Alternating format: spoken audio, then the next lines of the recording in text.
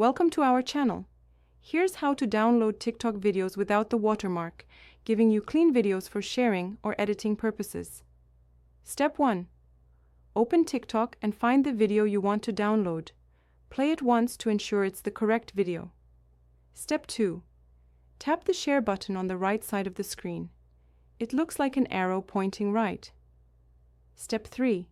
Select Copy Link from the sharing options. This copies the video URL to your clipboard. Step 4.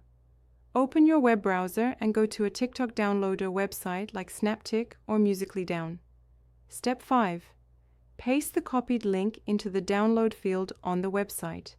Tap the Paste button or long press and select Paste. Step 6. Click the Download button. The website will process the video and remove the watermark. Step 7. Choose your video quality preference if options are available. Higher quality means larger file size. Step 8. Tap Download again to save the video to your device.